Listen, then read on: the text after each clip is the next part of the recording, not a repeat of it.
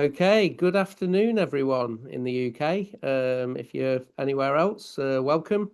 And this is IIRSM's January branch meeting, East Midlands branch meeting. And hopefully you're prepared for psychosocial risk management. This is intended very much to be an open forum. So we would like plenty of discussion, questions, but we ask that you save those till the end, please. And if you have any burning issues, any burning questions, anything you'd like to input, please do so on chat. And save the detailed discussion for after the presentation, which my wife Michelle is going to deliver now for you. So I'll hand over to Michelle. Thank you. Thank you very much. Just do a quick sound check. Can everybody hear me okay? Is everybody there? Can. Yeah. Yep. Excellent. Right. Okay. Thank you very much. You can move the slide along, please, Julie. I'm not driving my own presentation because I'm having some IT issues. Today our session is around stimulating a debate about challenges and solutions within psychosocial risk management. I know the initial title was around psychological safety, but I think these two topics are very interlinked and you can't necessarily have one without the other. Next slide, please. Some of the key things I wanted to just touch on today to give people some food for thought, to bring about some concepts that will stimulate the debate that we're looking for at the end of the session, is around basically occupational health models and some basic concepts there. What are the challenges of health in general, but also psychosocial hazards in the workplace? Looking at sort of a holistic approach to the human system, which is a bit about biology, turning attention to prevention. So again, I wanted to touch on the themes of a lot of workplaces are putting a lot of effort into supporting people when they're broken. But what are we doing to stop people getting into that situation in the first place? And then talking about some strategies and solutions, some ideas, things that you can explore in more detail after this session, because what I'll do is provide some links and information that you can go away and research and maybe come back to the organisation and say we'd like to hear more about this particular topic. So next slide, please. So a little bit of about an understanding in the room. You tell me, put in the chat, please, what you understand psychological safety to be. I'll just read the chat as it comes in.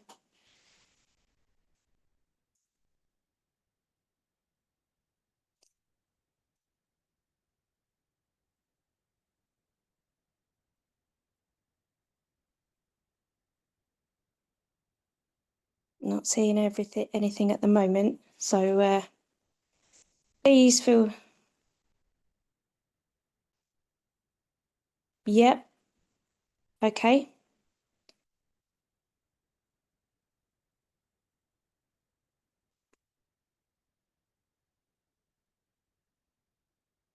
Okay, so I'm not seeing a lot of words coming through, so I'll just chuck some words out there. I think psychological safety is around how safe we feel to be ourselves. It's how safe we feel to speak up.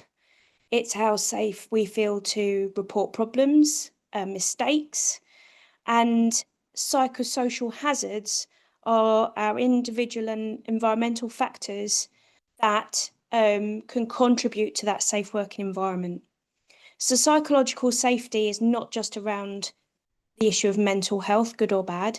Psychological safety is around the culture and being the opposite of a culture of fear. So being in a trustworthy environment with people we can trust.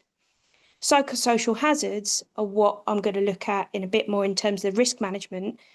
But if we manage our risk in a psychosocial hazards environment, then we are creating that environment for psychological safety. So I hope that kind of brings around where I'm coming from in this session. Next slide, please. So occupational health management then, this may not be news to many of you, but I always like to just reflect back on what occupational health is. And occupational health is our impact on health at work. So what does the work do to the individual, can cause harm? And what does our health as workers bring back to work itself? So the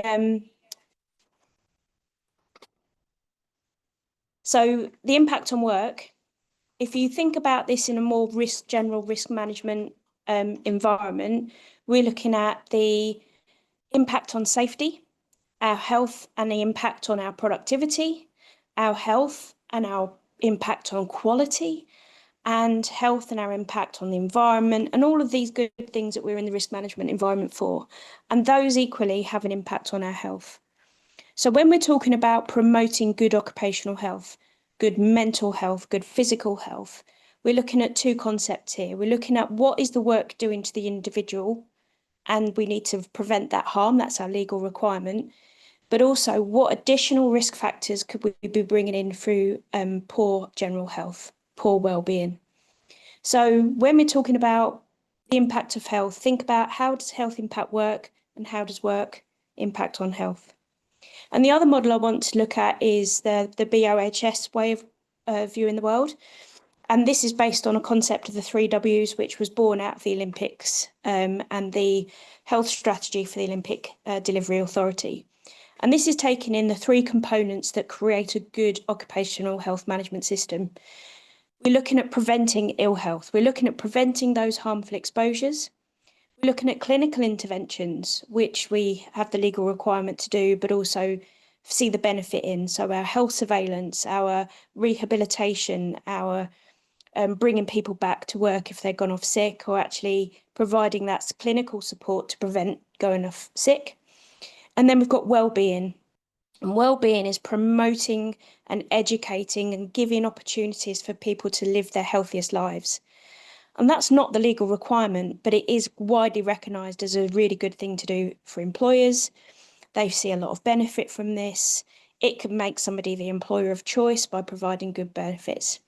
But if you have an occupational health management system with one of these parts on its own or a piece missing, it's not going to be effective and sustainable. So when I talk about occupational health, I'm pretty much talking about what do we do to prevent. What are we doing to help people that have been harmed, or what are we doing to make sure we're monitoring that health status? What are we doing about change if that health status changes? And what are we doing to help people educate themselves and take healthier choices and take less risks with their health, and to actually be happy and motivated and productive when they are at work? Next slide, please. So challenges. The reason why occupational health is still the poor relation in the world of health and safety is it presents many, many challenges. And over the years, it's been lack of awareness, lack of knowledge, anything medical being seen the domain of psychiatrists or psychologists or doctors and nurses, and not people that are actually managing risk on a day-to-day basis. And it's not an area that people necessarily think about for themselves, because the latency period is such a long time, sometimes between the harmful exposure and the health coming out.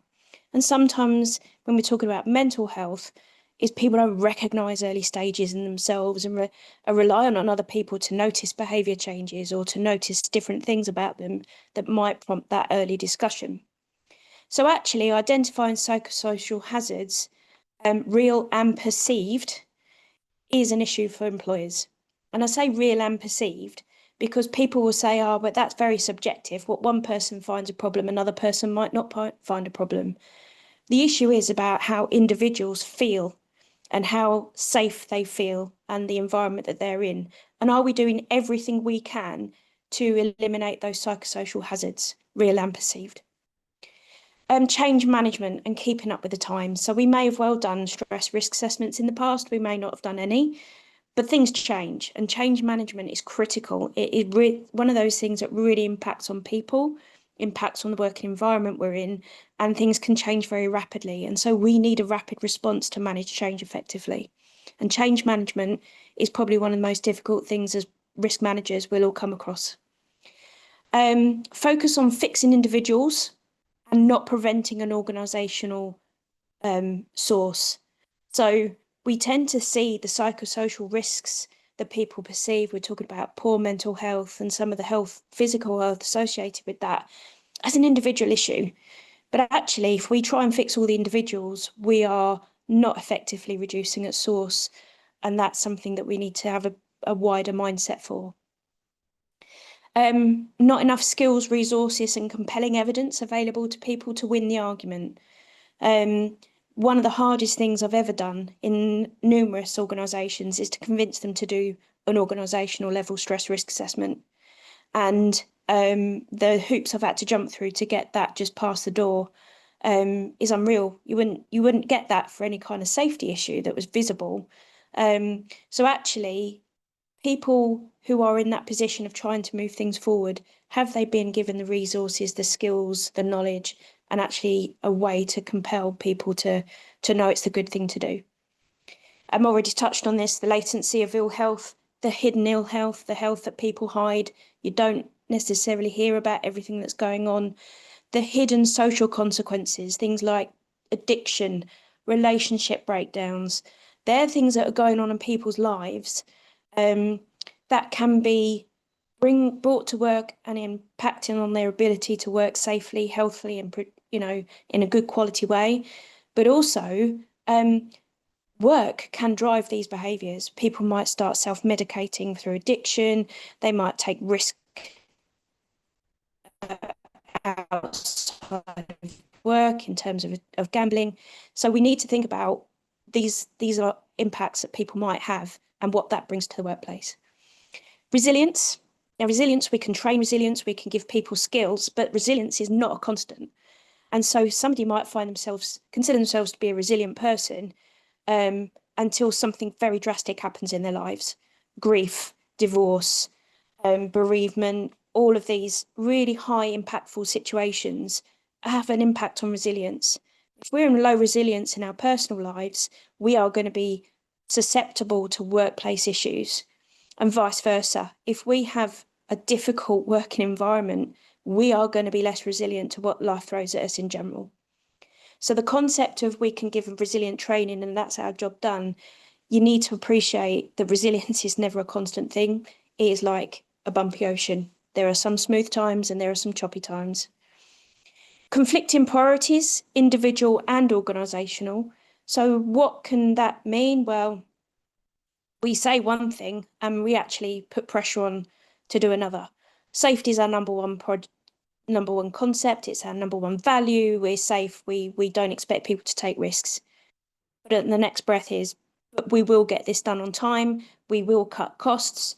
We will put a freeze on recruitment because we're trying to save money. That goes against what the words are saying. And we also have to consider our people and our personalities, and that we have people that have a can-do attitude, regardless, they're going to carry on and do whatever. We have the willing worker, people that will put themselves in the line of danger unwittingly, or will take that risk because they're willing to do what's necessary to get the job done, or to help other people. And feeling that they're letting the team down, and attitudes and beliefs. And I think this is part of the psychological safety concept. So I was in a group discussion talking about mental ill health and people having such poor mental ill health that they needed to take time off work. They chose not to take the time off work because they didn't want to let people down. I was on the back end of this conversation and I'd recently broken a limb and I couldn't work. And the team had to make adjustments because there was physically no way I was going to be at work. And I kind of started to think that should not being in work because we're poorly be a choice. It should be we automatically feel safe enough psychologically to say, I'm not fit for duty, and so I can't be here. So they're the challenges that we face to actually managing psychosocial risks. Next slide, please. So we are human, and we are a human system. So I'm going to ask a question. What is affected by stress?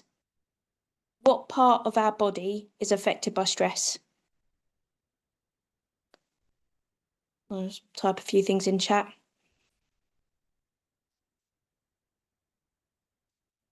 Exactly. Absolutely right. It's not just a mental health issue, stress. We can present physical symptoms before we recognise mental health challenges. It can affect our sleep, it can affect our moods, it can affect our digestive system. It can absolutely have an impact. So I'm going to ask the next question. If you can just click to the next bit, please. What came first, stress or fatigue? So somebody's got some physical and mental ill health issues. They're struggling with fatigue. Which came first?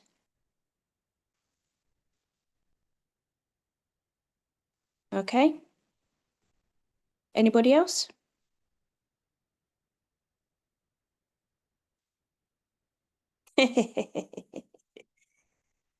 So there's a few things coming through, and what I wanted to get from that is it's a chicken and egg situation. Fatigue can lead to stress. It can lead to some of the symptoms we would experience that build pressure that lead to stress. Stress, because we can impact on sleep, can cause fatigue. So when we start to make a list of our psychosocial hazards and we're thinking, which one are we going to tackle? Which one is the most important? They are interlinked. And so you need to think about your system for managing psychosocial risk and how you prioritize is basically reflective of a human system. There are interconnecting components that mutually support or damage each other.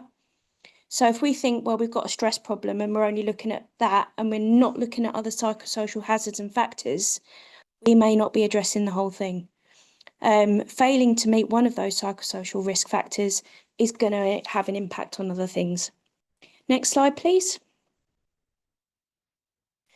So the prevention of harm is the opportunity to thrive. So we are looking at protecting people from harm, but actually creating that working environment where we get the very best from people. People want to work, people want to be there because they're happy and they've got people they get on with and they feel safe and they feel psychologically safe. So although psychosocial risk hazards are human factors that relate to people, we do need to think about the wider issue around environment, and it's not just an individual's problem. It's a systematic issue that we need to deal with. It's organisational. It's we need to see people as a team, as a system, and an organisation as a system as well.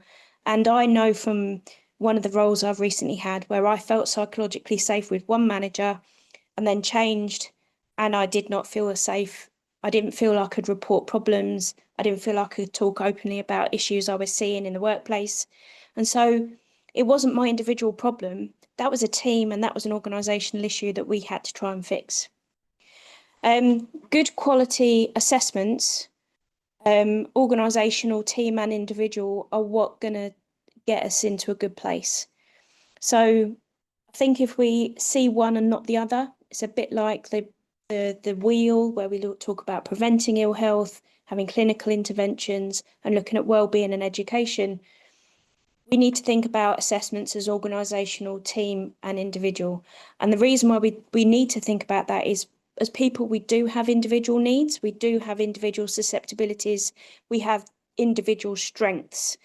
And in a good team, you play on those strengths of everyone and think about what we need to do to support those without those strengths. In a team, your line managers are critical and key people. You know, you hear the quotes of people leave a poor manager, they don't leave a poor job. You know, how we are structured and supported and managed has a massive difference. Line managers and supervisors are absolutely fundamental, and there's a link a bit later on how we can look into that in a bit more detail. Next slide, please. So strategies and solutions then. I just wanted to briefly talk about ISO 45003. Just a show of hands, is anybody looking at ISO 45003 as a part of their own risk management system? Has anybody achieved it? Has anybody, because that's something I'd like to kind of throw open as a bit of the debate when we go forward. Okay, I'll allow a bit of time for those comments to come back in. Okay, brilliant. When we're talking about stress and how do we organise ourselves to do organisational stress risk assessments, I haven't found anything better than the HSE toolkit. The HSE toolkit for organisational stress risk assessments, I think, is really well put together. It's getting more and more accessible, is more and more designed for small organisations, larger organisations. They're looking at more sector-specific guidance. And I've recently been doing some work with the Mineral Products Association, and the HSE were involved in that, in putting some sector-specific materials together. I think the line manager competency assessment tool is really good. So I've put a link on these slides. These will come back in. Rob's just put about the toolkits are really good tools. I think you can't get better than what the HSE have put together to help us with that. If you've not explored it, I would definitely go and take a look at that. Shared responsibility model.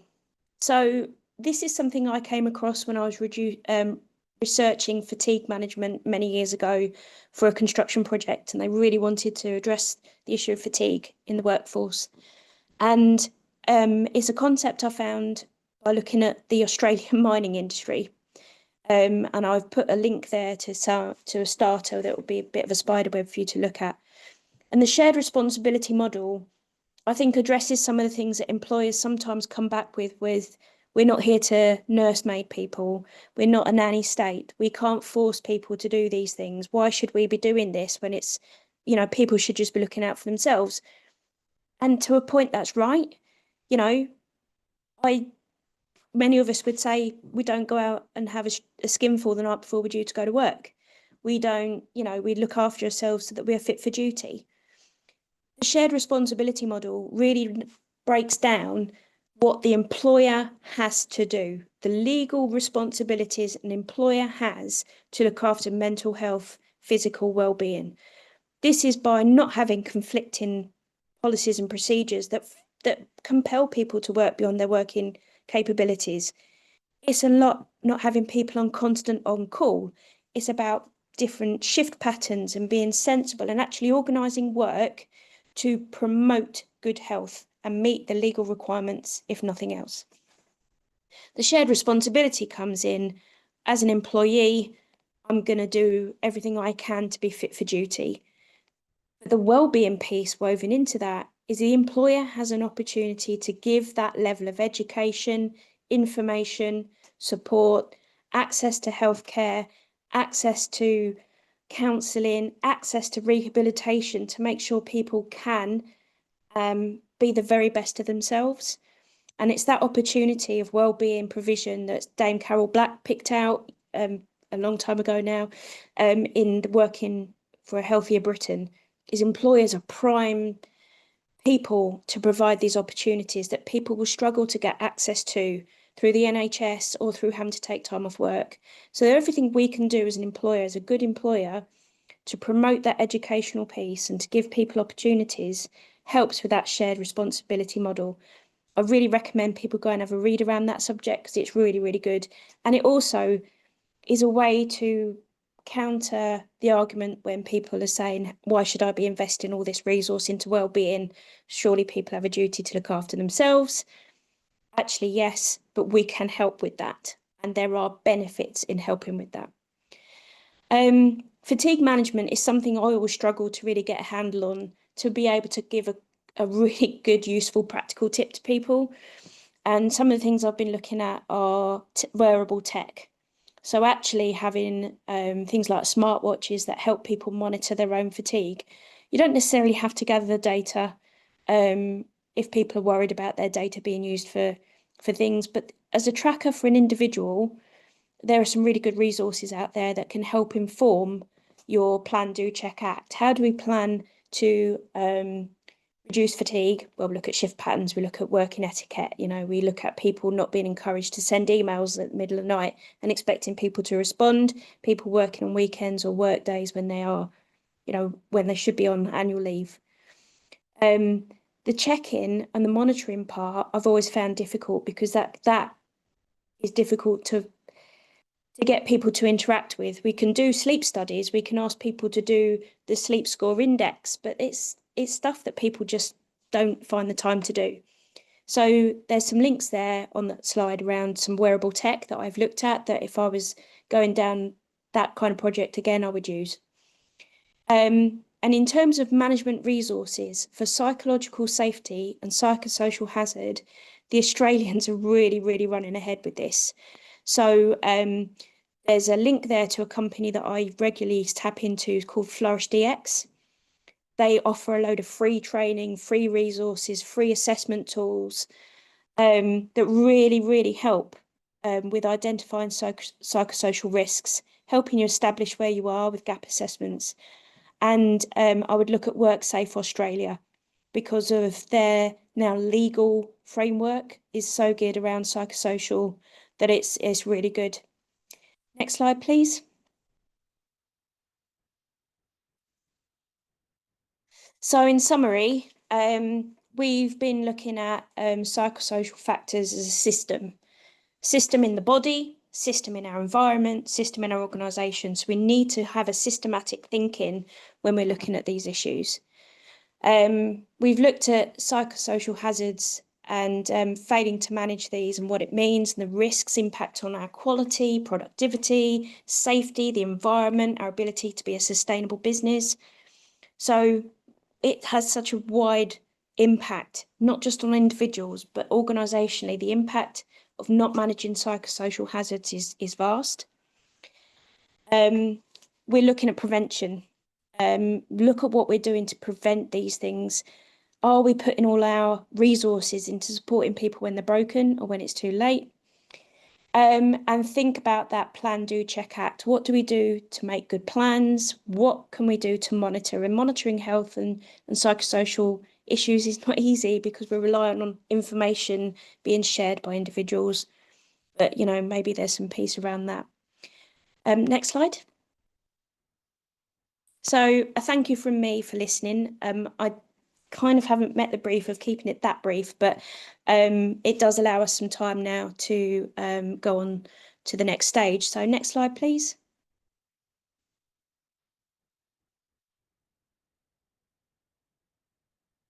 Oh.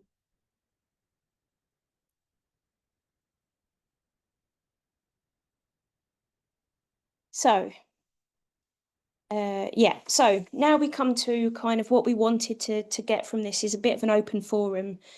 So some questions to the virtual room.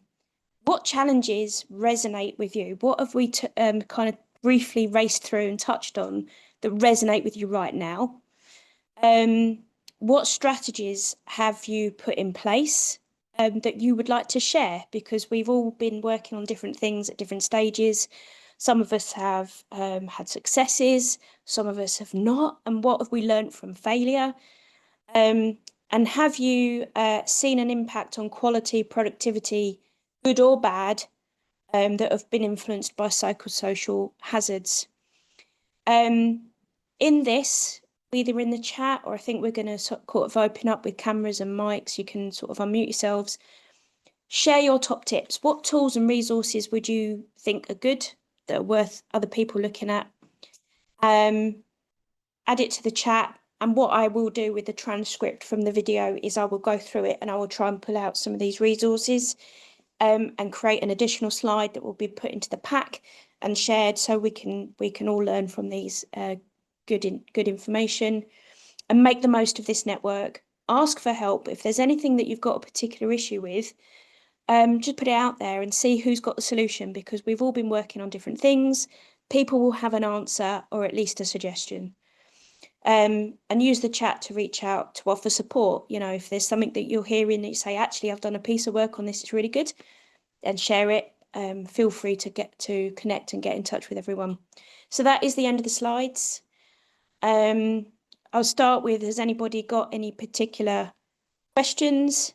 And then also I'll just let the discussion start to evolve. Sorry, I'm picking up from chat that one or two are having difficulty with seeing others chat and communicating using that. So feel free to speak. Graham, Yeah. sorry, can I just let you know how it works? People can only see their own messages. We can see them all. Okay. If people want to be unmuted, if they raise their virtual hand, I can unmute them to ask a question. Great, thank you.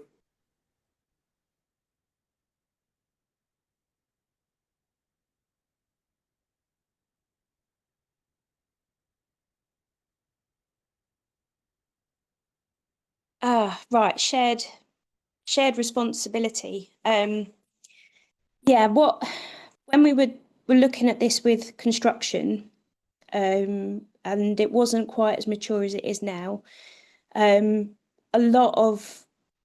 were getting a lot of concern from employers around how do we actually function with this? How do we actually, you're talking about putting things in place, it's going to shut our site down. We're actually, no, it isn't. We can be practical.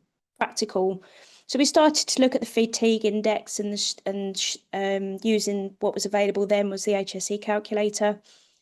And we would say, if you offer this up, if you give people advice on nutrition and sleep hygiene, and they were like, where do we start? Where does it all end? I came across the shared responsibility stuff because I was looking at really kind of good fatigue management models, which were coming out of Australia at the time.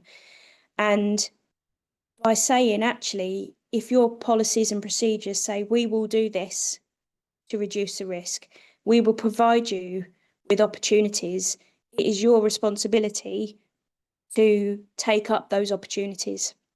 And so we started to convince concerned managers, concerned employers that actually it is a two-way street, and you can phrase it as a two-way street. And so it became a bit more palatable. We're much more advanced now. Wellbeing is, it's seen as most organisations will have some form of wellbeing. But that whole research around the shared responsibility and how it improved both experiences for the employer and the employees, I think is really helpful when we're talking about individuals. And you can't force people, but actually you can create an understanding that if you need to be fit for work, you need to be fit for work. So that was kind of a bit more of a different way of phrasing and framing the whole piece around fatigue management. And the reason why people are scared of it is because it's difficult. It's difficult to monitor. It's difficult to measure. It's difficult to know you've got it right.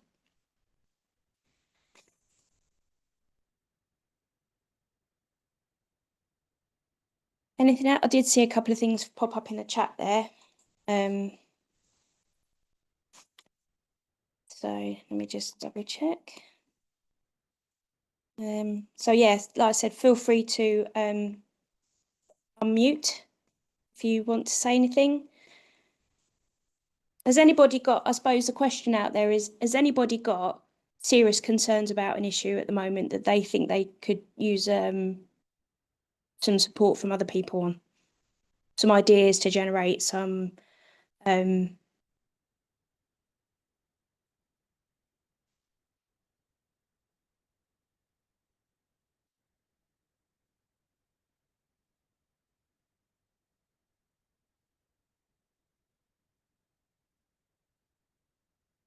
it's all very quiet.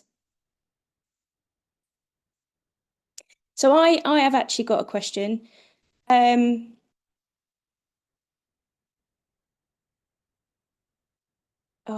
Top tip on neurodivergent people.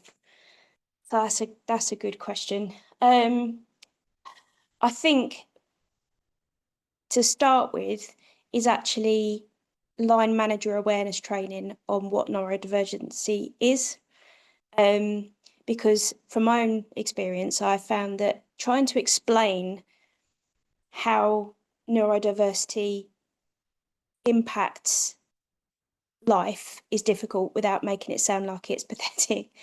that's how my perception has been. So actually providing some awareness to people in general, line managers especially, because they have the challenge of having to manage people with particular issues and strengths, I would say. Just throwing it out there and getting people more aware is a good starting point. And then actually considering how you lay out your workplace. So have you got quiet areas? Have you got areas where you have clear rules around how things work? I think that as well is looking at workplace design as well as work design with neurodiversity in mind is important. So that initial training and awareness and reaching out to resources like ADHD UK or some other organisations out there that are providing free resources for employers, like Mind.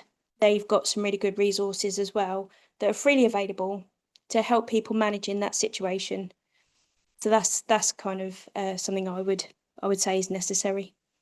Great, thanks, Michelle. We've got Dan who wants to ask a question.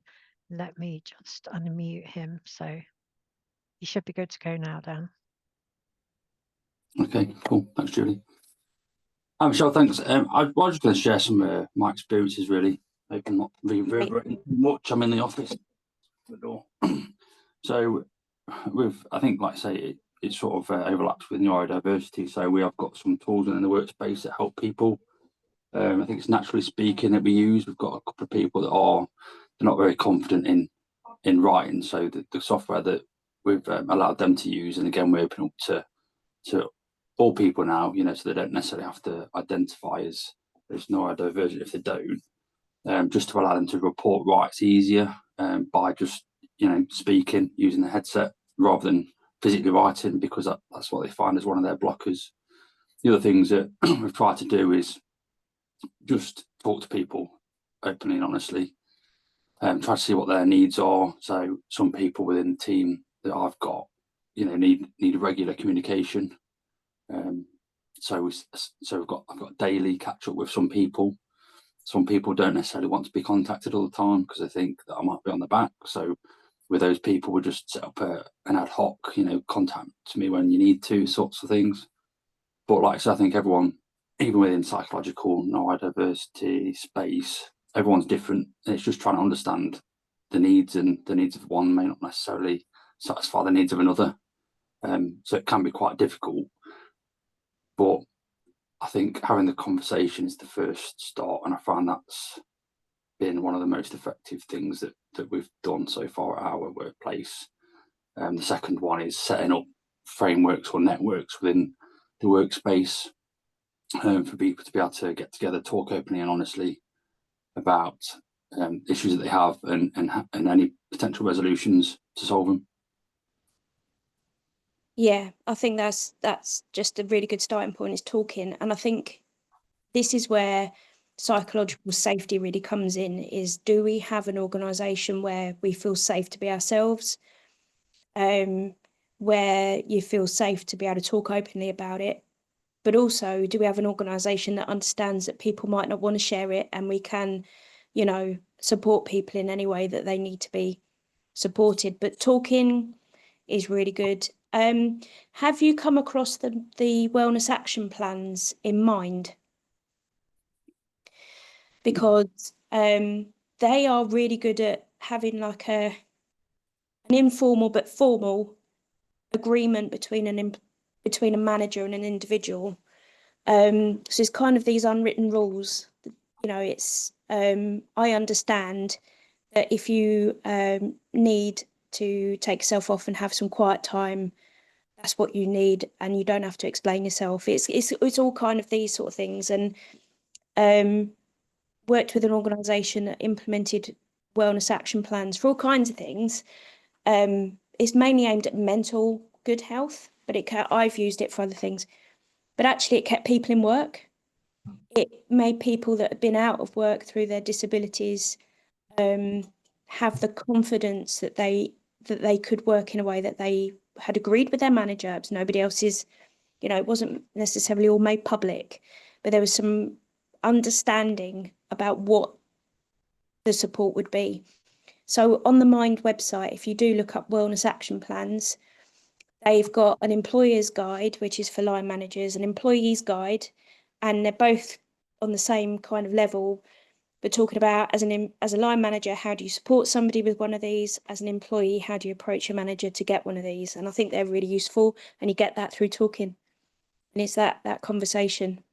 Gives people a bit more security about, you know, knowing that they're okay to have that support.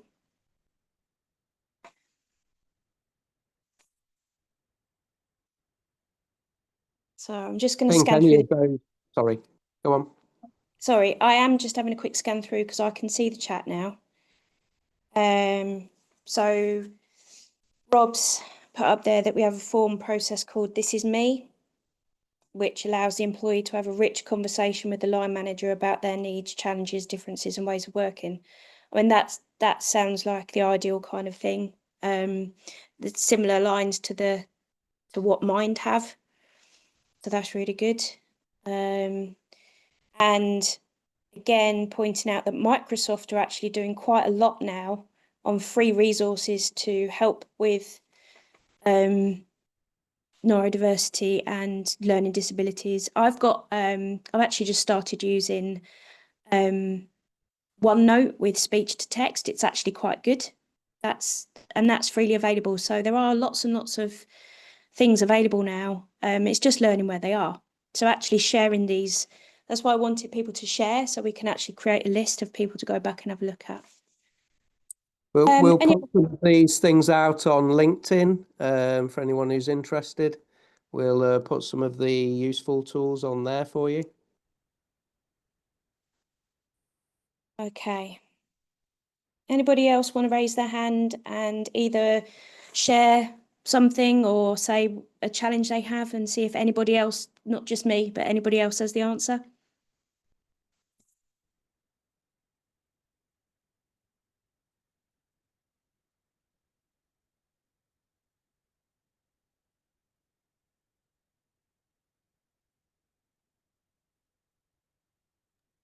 You're good to go, Sally. Hi, Michelle. Great talk, thank you. One thing I was in the past somewhere that I worked, we had challenges with HGV drivers in particular in coming forward when they had sleep apnea because basically trying to get appointments to get treatment ended up being quite delayed, and it means that they lose their licenses, so they were really reluctant. So we started looking into sort of ways that we could support them going forwards. But I mean, I've left the business since, but just thought I'd open it up and see if anyone else had similar challenges and what they might have done.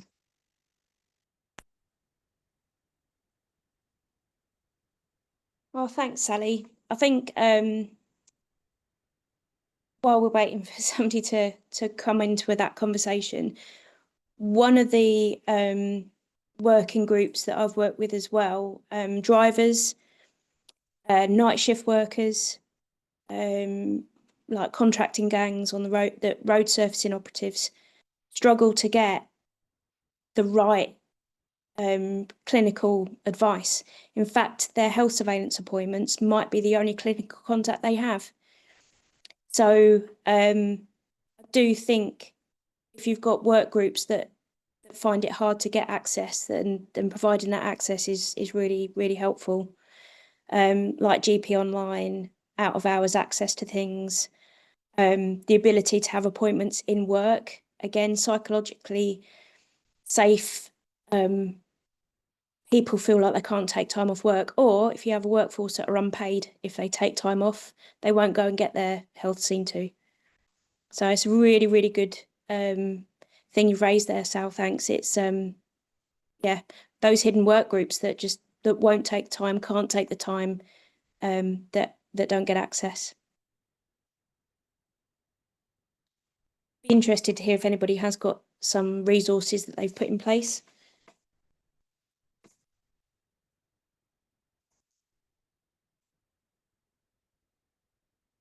As one thing that we did my last place that we set up, which hopefully went live because I'm not there anymore,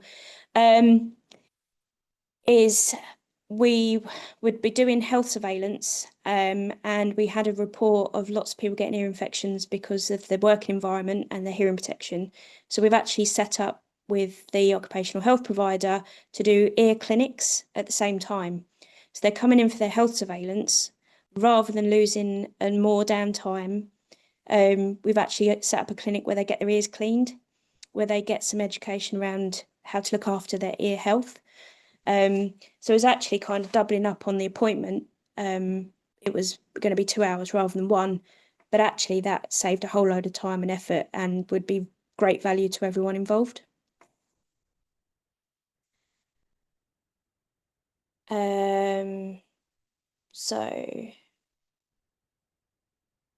So Rob has put in the chat, sorry, you didn't hear the whole question, but things like Jack, JAAQ, works on various platforms. A virtual GP has been a game changer for our business and employees, and especially those who work shifts in places like call centres. Yeah, I think the GP online is a really, really good resource for people, especially if you are unlucky enough to have a GP practice that is not very accessible. Even people that might be able to get the time off easily struggle to find the right appointments. Okay, so we're 10 to 4, we've got 10 more minutes before the, sorry, 10 to 5, before the end of the session. Any more good practices that people would like to share around developing trust in the workplace? And I've got a question. How do you measure trust? Because it's something that I still haven't got to the bottom of. So how do you measure trust? Any thoughts?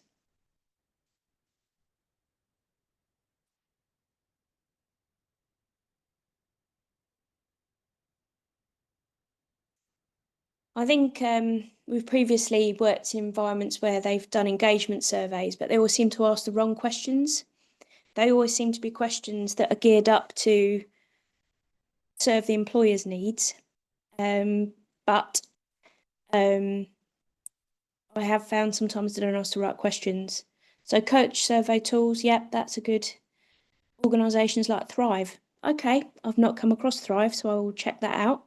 And I think there is a place now for more engagement with psychologists and behavioural psychologists that can deal with motivation and come up with some techniques that sort of add value. So has anybody got behavioural safety specialists in their business? Are there varying degrees of trust, or is it a case of having it or not? It's a good question. I don't know. I think it's, do you have it or not? If I was gonna share something with somebody and I kind of trusted them, I don't think I would. So I either trust them or I don't. So, but again, that's perception and something I might look into that topic a bit more. I have actually just come across a really good book called, well, I've written it down somewhere. What's it called? It's by somebody called Robert Palmer. It literally has just come out, and it's The Other Side of Safety, it's called. And I will put it on the resources when we send this back out on LinkedIn. And it's really good. It's about switching from results-based safety to behavior-based safety. And it's really interesting. It talks about trust and it talks about a culture of fear and psychological safety. And I think that's a really good book. So if you can get hold of a copy and have a read, I think that would benefit people interested in this topic around trust and openness and switching from results to behaviour. So one last opportunity. If anybody wants to come back to that, are there varying degrees of trust? If anybody else has a different view. If not, in 1 minute, it's 5 to 4, and I say we probably can close the meeting.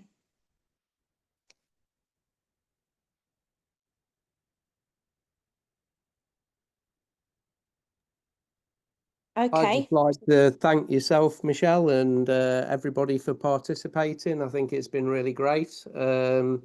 So thank you to all who have attended. And as I say, we'll put some further details out on LinkedIn, on our LinkedIn page. So please look out for that.